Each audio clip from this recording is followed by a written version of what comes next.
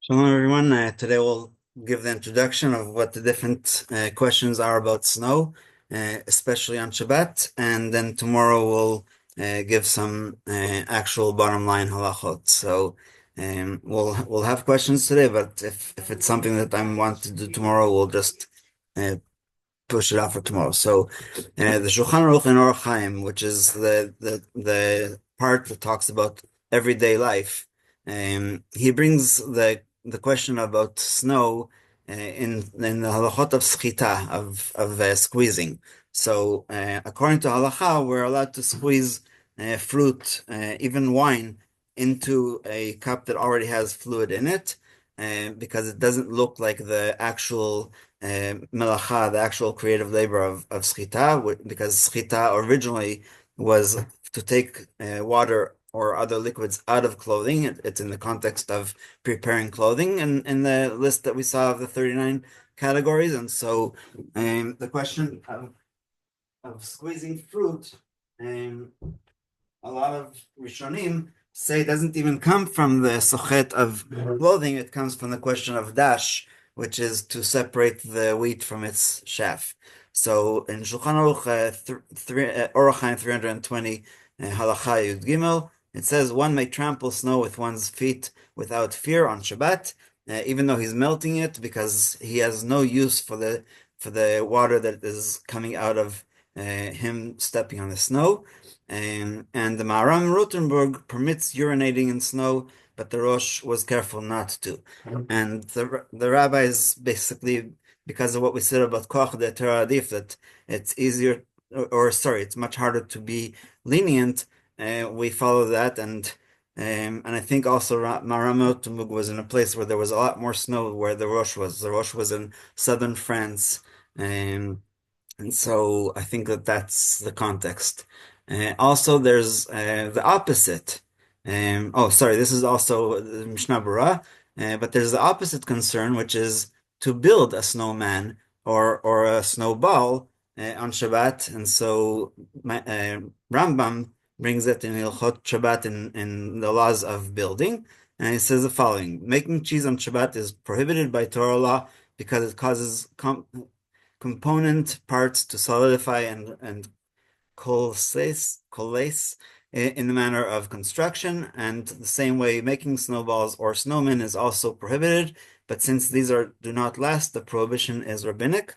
And so there's a rabbi in Israel who said that you're allowed to throw snowballs on Shabbat if they were already prepared before Shabbat. So and Peninei of Melamed takes snowball into a completely different idea about psychology, that sometimes escalating violence starts with something very, very small, but then like the image of a snowball or snow fall down the mountain, it gets bigger and bigger and bigger.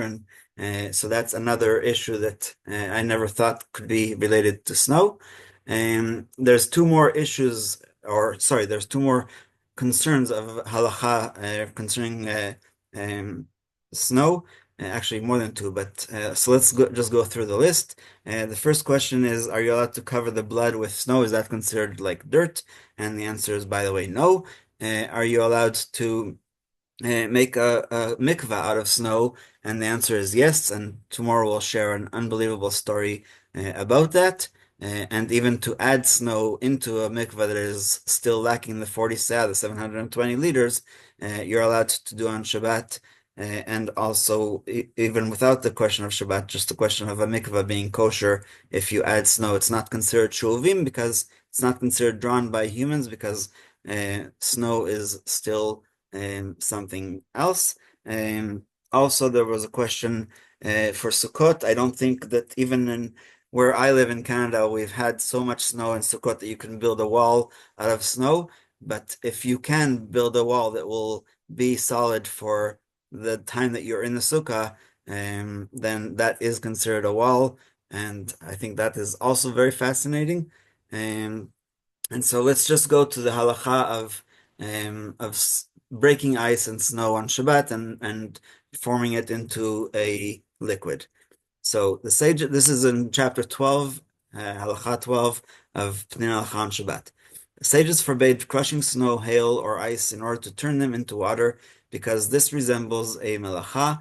However, one may add ice cubes to water even though they will melt, since he is not actively melting the ice with his hands, it is not prohibited. So this is what we talked about a little bit yesterday, that if you're doing something in a different way, and it's not the proper way of doing a melacha, then it's rabbinical as opposed to d'oraita. And so one of the questions about when you lose electricity, and you want to melt ice or snow for water, which will be a little bit warmer instead of eating snow, then you are allowed to. You don't have to put it far, far away from the heating source, if there still is a heating source, or just anyway, that's the issue of that. One may chip away at a chunk of ice in order to put some into a cup or container, even though bits of ice may melt during the process, as it is not his purpose to turn the ice into water.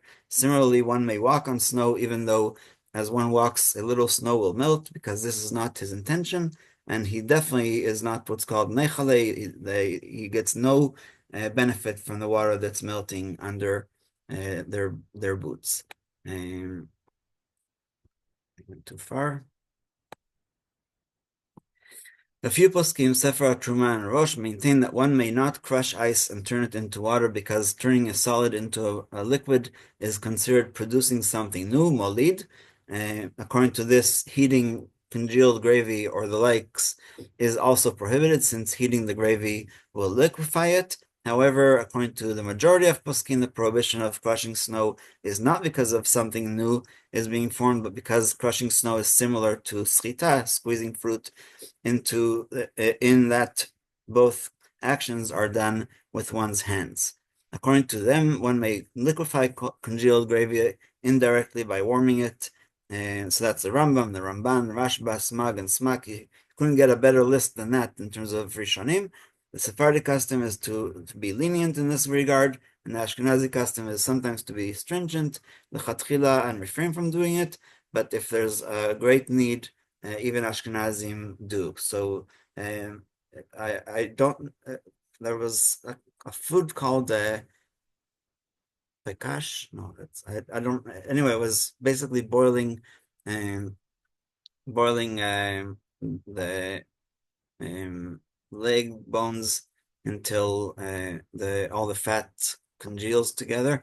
Um, So this is a law for making ice as well. So the opposite, instead of melting it, we're talking about making ice on Shabbat. Sephardic tradition allows it, while some Ashkenazim are stringent lechatchila. However, when necessary, such as on a hot day, even Ashkenazim may make ice. And some Ashkenazim poskim are lenient even lechatchila and allow making ice even if it is not a hot day. This is because ice does not have a sustained existence as a solid. It starts melting immediately upon being removed from the freezer, so making ice is not really creating anything new. One may add spices to foods even though they create a new smell in the foods. So this is just a side note to compare, basically saying that this is a sort of molid, but not. Although one may not cause clothing to smell nice by creating a new smell, there is no comparable prohibition for foods. According to many poskim, one may not whip an egg or make whipped cream because it looks like one is preparing them for cooking, and that's the same idea as what we talked about before about cheese. So we'll stop here, and like I said, tomorrow we'll have some of the rulings, especially of the rabbis of our generation, or Rabbi Schechter and others, and we'll open up for questions.